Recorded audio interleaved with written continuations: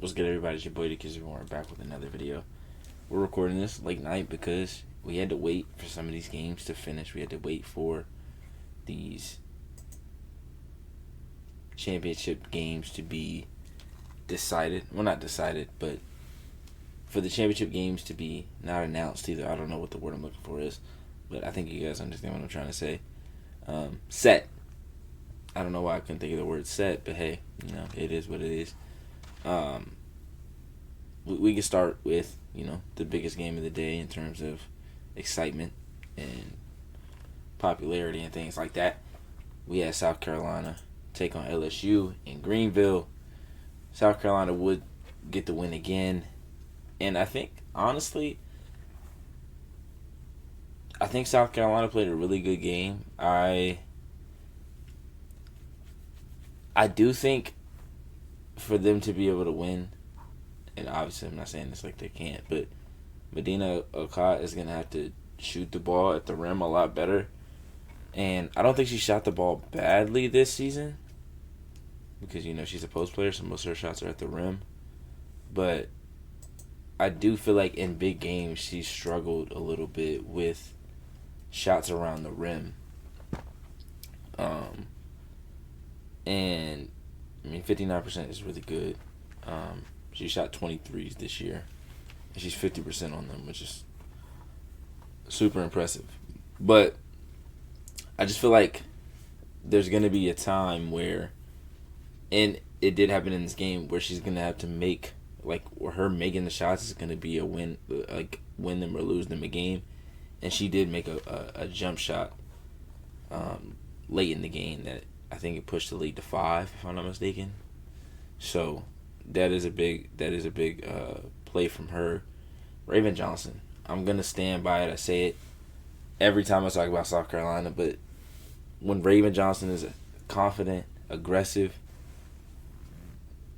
it's gonna be hard to beat them. Not only, and it's not even just the 9 of 14 or the 4 of 6 or the 8 assists with just 1 turnover. I truly believe it's the mental aspect of the game for her. I really think when she plays with confidence and when she's aggressive and feels good about what she's doing on both sides of the ball, she's a completely different player. Obviously, the injury played a part in her progression taking a little bit longer in terms of the offensive side, because she was a really good offensive player in high school. Even her freshman year, you could just see the speed that she had. And I think this year is the first year that she's felt comfortable. She's felt like she hasn't had to kind of prove people wrong in a sense. I think she's just going out there to play, and I think it's helped her WNBA. What's the word I'm looking for? Outlook a lot, especially with her being able to shoot the ball. I think that's huge. Her being a great defender and being a really good playmaker is always going to be big.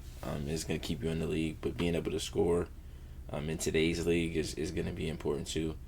We saw somebody like Veronica Burton, that great defender, but struggled to stay in the league until she was able to become a better scorer. And even then, she wasn't super efficient. But if you're able to be, one of those players on a night in, night out basis, it helps your chances. Tessa Johnson didn't have a huge game, but she hit 2 big threes. One of them, she had a spurt of just 5 straight points. And Tessa Johnson, there's always a few players, both in the NBA, WNBA, college basketball, women's college basketball, on certain teams that when they make a shot, the crowd just has a different energy. Obviously, South Carolina fans love every player. They get excited when every player scores. But I feel like when Tessa hits a 3, that atmosphere, that noise, that loud, how loud it gets is just different. It's similar to Caitlin Clark when she was at Iowa, when she's with Indiana. It's similar to Steph Curry, Sabrina in New York. I feel like there's just certain players that just have an effect on a fan base. And it just, whenever they do anything, it could even be Patrick Beverly, who was with the Rockets. You don't even have to be making a shot, just making a play or diving for the ball. There's always these players that just have that effect on fan bases, and I think Tessa Johnson is definitely one of those. Joyce Edwards was phenomenal today as well. She had 18 points, 11 rebounds, 3 assists, two blocks. And something that Dawn talked about, which I thought was kind of funny, is like how she's so even killed during the game. Like, you don't really see her emotions ever change. And I was like, dang, you really don't. Like, I can't remember a time where I've seen her like not even talk trash or taunt anybody. Like, she'll make a really good play and just run down the court. Like, it's kind of similar to Sarah Strong. Like, Sarah Strong doesn't really say much either. Like, they're both just really, really good players, quiet, and they just go about their business. She talked about how she had 1 rebound in the game about a month ago. I think it might have been like a month ago today or yesterday. And how that didn't sit well with her and things like that. So glad she was able to make that adjustment. And really that adjustment is more just effort. I don't want to say she wasn't giving effort, but if you go from 1 rebound against the same team that you play a month later to 11, there's something there. Malaysia for a while, they had a much better game. I think she started out 5 of 8. I think she made 5 of her first 8 shots. And I think she missed like 2 threes back to back on the same possession. On the same possession. And then she went, 5 for 10 from there. So then from there, she went 5 of 11. So, I mean, it's really efficient when you really look at it. Like, obviously the 3 ball doesn't look great, but she was able to get to the rim. I don't want to say at will, but for a while there, it was just like they didn't have an answer. Flaw J didn't have a good game. Zakiya Johnson only had 7 minutes played. I mean, they kind of went small. They were trying to play the small game, and this is where I was talking about with LSU of like just, they focus, or not focus, but they're so heavily relying on the guards that you would need those guards to play great. And they got 3 good games from their guards. There was just 1 guard that wasn't able to. So that's the thing when I'm looking. And they lost by 6. They only lost by 6 in Greenville, which is essentially a home game for South Carolina. You only lost by 6, where Zakiya Johnson only played 7 minutes, and Flaw J gave you went 1 of 8. I just feel like they definitely have the capabilities of being a team that can win a national championship. It's just like the little small things, and it can be said about every team. Theirs is just a little bit more glaring because of the teams they've had to play, but like, obviously if they're able to get 17 or like 13 from Jada Rashard, 20 plus from Michaela Williams, 20 plus or 17 to 18 from Flaw J, and then 17 to 20 from Malaysia for a while, they're going to beat most teams. But when all 4 of them or 3 of them can't do exactly what you need them to do, can an Amaya Joyner, can a Zakiya Johnson, can a Grace Knox, can a Kate Koval, can those players step up? And we've seen them throughout the season be able to in different games, and we've seen them not be able to in different games. And the thing about March, and something that I've been thinking about as the Big Ten tournament, Pac-12, ACC, Big 12, SEC tournament has been going, is like, in March it's just 1 game. Like, it doesn't matter if you're not on that day. Like, if you're not on that day, you're going home and your season's over. Like, you don't have any room for error, like, at all in these situations. And a lot of times it comes down to just who has the best player, who's not making mistakes, who can make timely shots. And it's just, if you can't do that, it's really hard to win in March. Speaking of hard to win, Michigan shot 27% from the field today, 19 from the three-point line, and then 55% from the free throw line. They didn't shoot well from anywhere.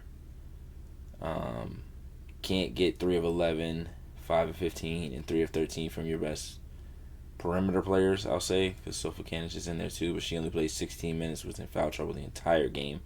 I think when I got home and I put the game on, it was about 2.5 minutes in, and she was coming out of the game, and I was like, there's no way she's in foul trouble already. And the scoreboard wasn't on yet, and it was like Iowa 9-0, and I was like, Well, here we go again, because this was damn near a repeat of what we saw a couple of weeks ago. Now, Iowa didn't shoot as well as they did in that first matchup, at least in the third quarter. For the rest of the game, they were pretty damn good. But, like, this, I don't know if you can see this. I'm sure you can. 4 points in the first quarter, 6 points in the fourth quarter. Just can't happen. It's March 7th. Can't happen. And I'm super high on Michigan. I think they're going to be, at the very least, a Sweet 16. Could end up being in the Final Four. 4 points and 6 points, respectively, in two different quarters can't happen. Obviously, the 7 from Iowa can't happen, but if you can back it up with a 24-point fourth quarter, you'll take it. But you obviously don't want to have that happen again. For Michigan, it's just like being able to get easy shots. I feel like when they're in a rut, there's no easy shot. Olivia Olson's taking a mid-range jump shot or contested jump shot. Silas Swords is, shooting a 3. And sometimes when you don't have it going, shooting a 3 is not the best option. Mila Holloway is a smaller guard, so sometimes it's a little bit more difficult to get those good looks. And honestly, they've really struggled in the post defensively and offensively against Iowa this season. I mean, Hannah Stolke had 13 and 10, 4 assists. Ava Hayden had 16 points. She was dominant in their first matchup.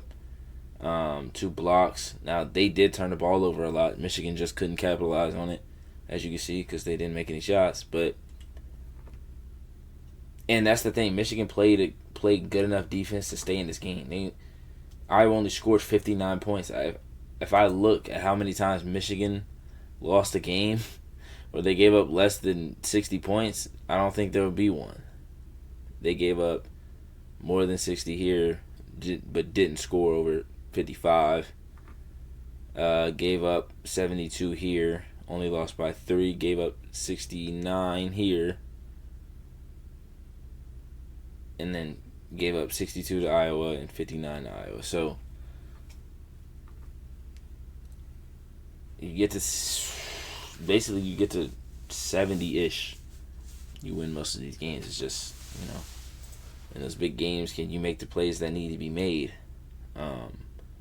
And Iowa players, like, say what you want, they still have a ton of players that have been in this program and have been around the winning situation and the winning culture. Taylor Strimlow's been there. Kylie Feuerbach has been there. Obviously, she went 0 for 4 from the floor today. She's also got 3 steals, 2 assists. Hannah Stolke obviously was there as well. Obviously, you have young players like Chit Chat and Addie coming in. But when you have that structure and that culture around a team, I know a lot of people figure, Caitlin Clark is gone, they're going to struggle. And they did struggle a little bit last year, but they were still a pretty good team. They just didn't have, the star player. But this year, it doesn't seem like they necessarily need one singular star player, even though I would still say Ava Hayden is one of the best players in the country. But Iowa was good before Caitlin Clark got there. They're going to be good after. I think people looked at Jan Jensen, and a lot of times with new coaches, especially when they're taking over for a Hall of Famer, you look at them right away and you're like, this is what you're supposed to do, and they didn't do this, so now what do we do?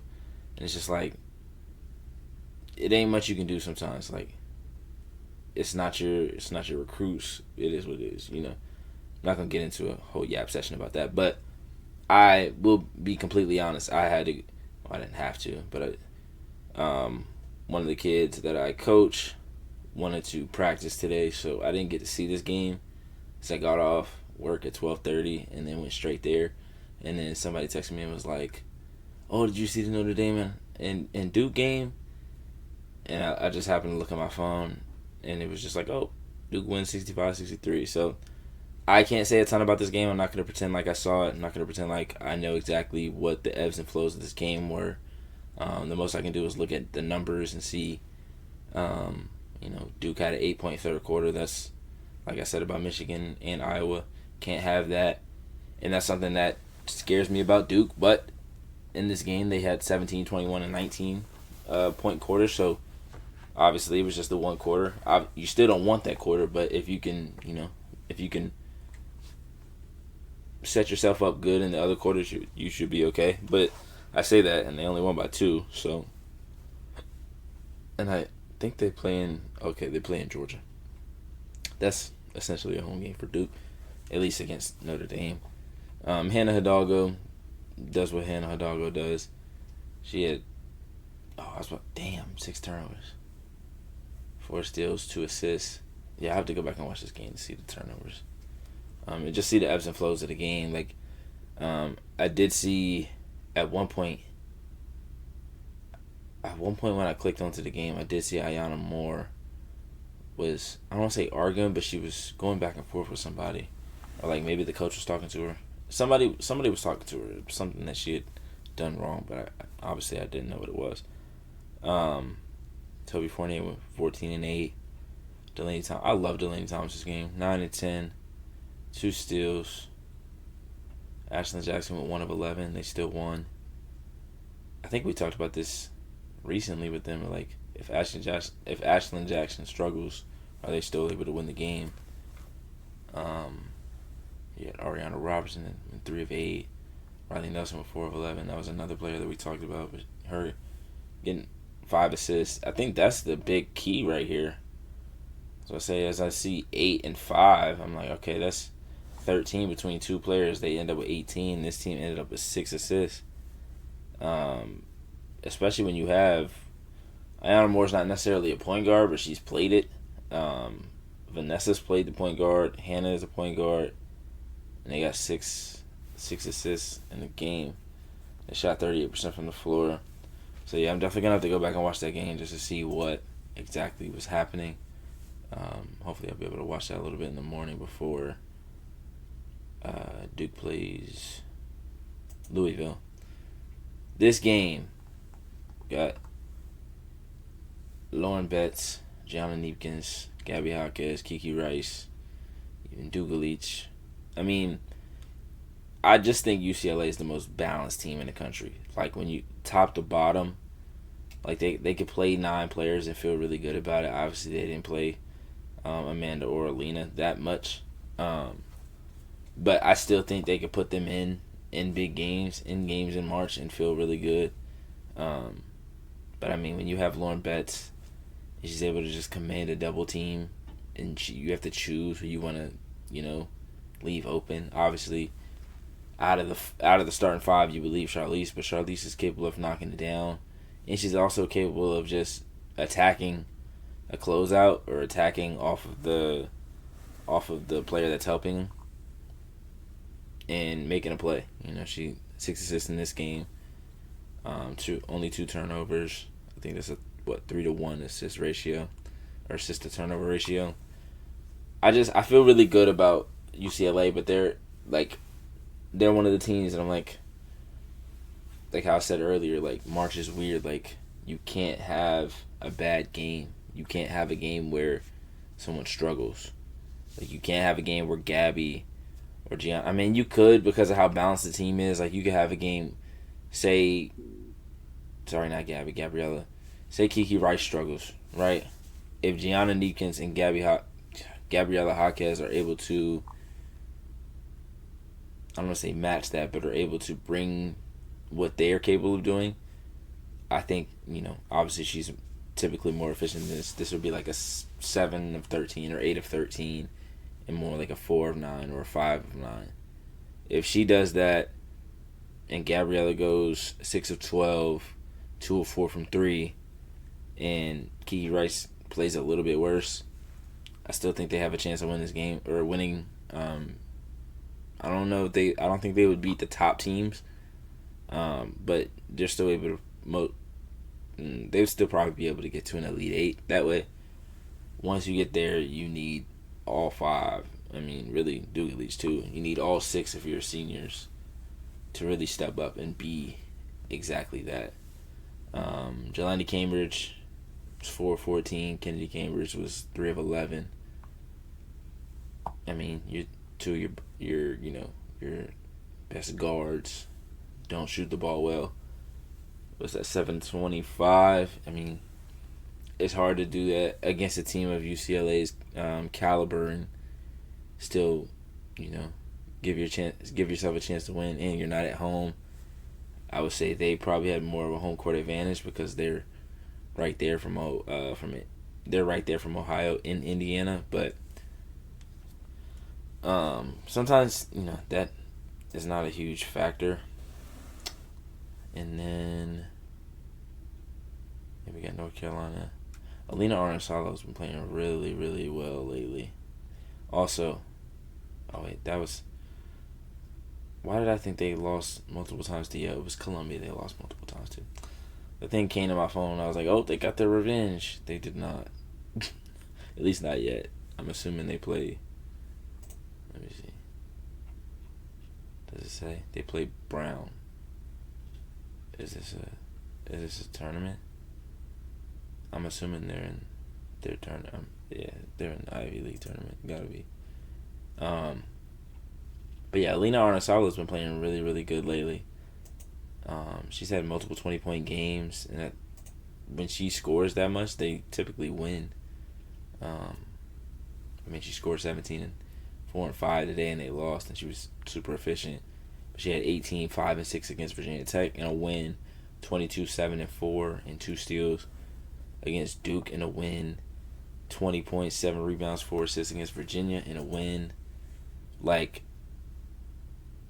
I really liked what she did at UCLA last year. I know both her and Kaylee Heckle didn't get the most minutes.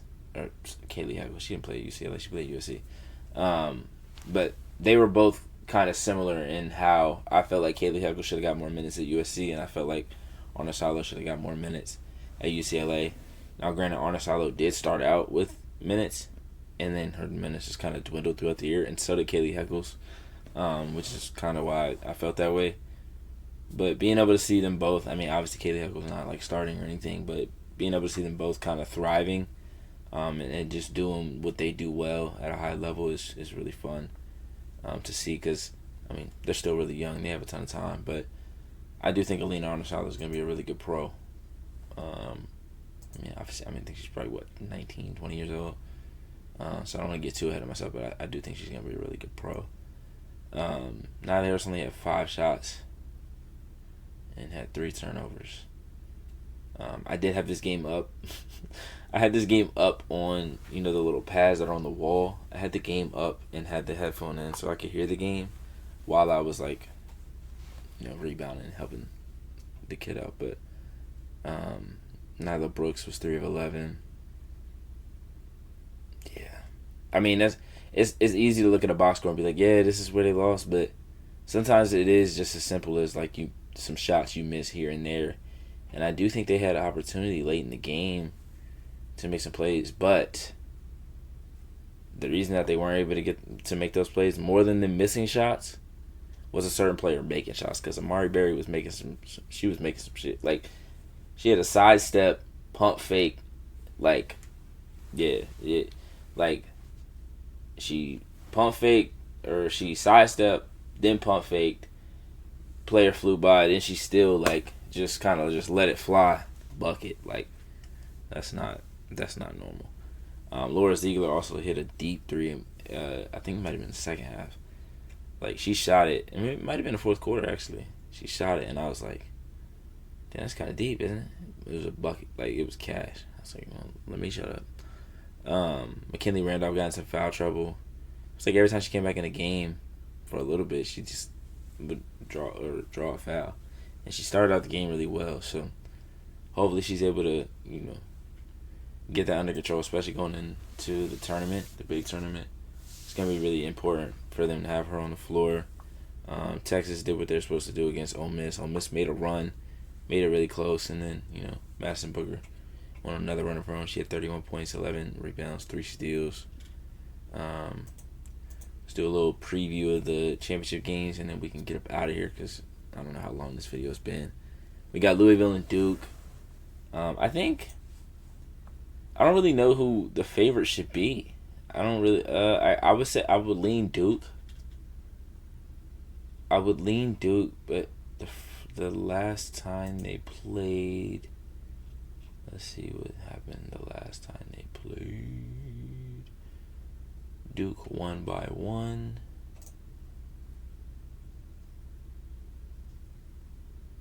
And it was Toby Fournier, 15 points, came with a block late.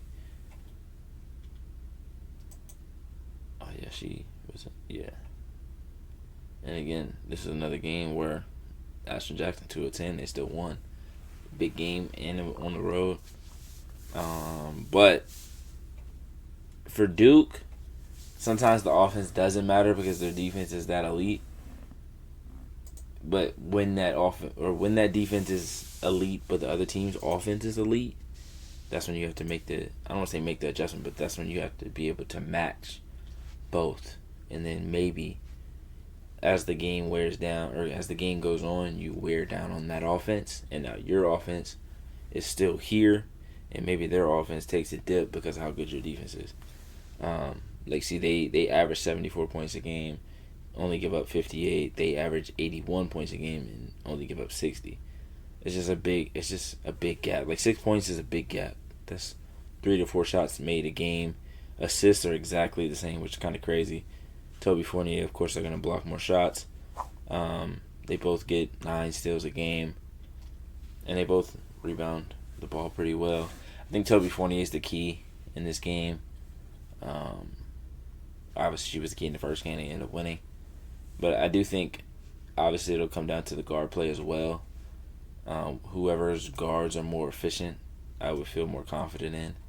But I do think Duke's defense is always going to give them a really good chance of winning the game. So I would roll with Duke. In terms of UCLA and Iowa, I'm going to go with UCLA, of course. But Iowa, they're a team that just kind of, in a program that just kind of wins games that they, quote unquote, shouldn't win. They're going into this game, they shouldn't win it, and they do. And this is in Indiana, which is pretty close to Iowa. Shout out to my dog ML. He was at the game today against where they played Michigan, rooting on Michigan, and he was like, "Yeah, it was a home game for Iowa." And yeah, it's kind of tough, Well, not kind of tough, but it's tough to play on the road or play like a neutral site game, and it doesn't feel like a neutral site game. But I do think UCLA's ability to defend and score is the key. And I know that sounds crazy to say, but I think UCLA is a much better offense in terms of just knowing exactly what they want to do than Michigan is. So there's a lot more things you got to do to try to slow them down. But there's also things you got to try to do to slow down Iowa. Oh my goodness. I do think Iowa has a chance because weird things happen on Championship Sunday. So I wouldn't put it past them. I wouldn't be completely surprised, but I'm going to go with UCLA. We got West Virginia, TCU. I think I think Olivia Miles, I think she's just on a roll. She's on a tear. She's like on an absolute mission to just prove to whoever that her leaving was justified. And I don't mean justified in like, oh, I was right, like this player did this or anything like that. It's just like when she announced that she was leaving, there was a lot of people like, oh, why would she do that? She could have just went to the draft. Like there were a lot of questions about what she did, and she's been phenomenal. Don't think there's any way that she wouldn't be first team All-American. She's averaging 19, 7, 6, about 2 steals, 49 from the field, 34 from 3, and 84 from the free throw line. Not much more you could ask of her. I mean, her being a 20 point per game scorer and shooting the 3-ball well. Again, I said this a couple weeks ago, but if you'd have told me that about her offense, I would not have believed you. I'm going to roll with TCU in that game. I do think West Virginia is another one of those teams that, like, they're going to battle. They're going to make it ugly. And if it's really close for the duration of the game, it gives them a really good chance of winning. Then we got the heavyweight matchup. We got Texas. We got South Carolina. These two teams have met a lot the last 2 years, it feels like. I think they said South Carolina's 4-2 in the last 6 games, and I think those are all in the last 2 years. Um, Again, this is a not even pretty much. This is a home game for South Carolina, and I think Texas has been really good at home, but not as good on the road, if I'm not mistaken. I think their losses at LSU, at South Carolina, at Vandy. 3 losses, all on the road. Um, so sometimes that's something you could look at and just be like, it's a pattern. Until they prove to you that it's not a pattern, you trust that. You trust the the data. You trust the numbers. You trust what you've seen. So I'm gonna go with South Carolina here. I'm gonna trust that they're able to make the right plays. I just feel like it's really hard to beat South Carolina and UConn. You have to be almost perfect. Like, everything has to go really well. And I just don't think Texas has the offense to make things feel like that. Like, I don't think they have enough players that are able to just go out there and just boom, boom, boom, boom. And they didn't even play Aaliyah Crump today, I don't think. Which, it's whatever. They end up winning the games, and I'm not the coach, so it don't really matter what I think. But I do think there's going to be a time where they're going to need scores, and it could be this game right here. I'm sorry, I almost cussed for no reason. It could be this game right here. It could be a game where you're in the Sweet 16 and you're starting to struggle on offense, or Elite 8, whatever the case may be. They're going to need Aaliyah Crump. I'm letting that be known right now, because your best 2 players cannot shoot the 3 ball. Simple as that. Your best 2 players cannot shoot the 3 ball. And we've seen it in years past. We've seen it with South Carolina. We've seen it with this Texas team. When it's hard for your offensive guards, or your perimeter players to shoot the ball, it's hard to win, especially when you're playing great defenses and they have the ability to go down and score on the other end. Like, yeah, I'm gonna go with South Carolina. I still think this is gonna be a really good game, probably game of the day. But I mean, got to go with the team that has proven it time and time again, right? And yeah, hopefully this video isn't too long. I said, damn, 30 minutes. All right, time for me to get about it. I appreciate you guys for watching. Make sure you guys like, comment, subscribe, and make sure you check in with the next one. Let me know in the comments how you guys feel about the conference tournament so far, who you have winning, and yeah.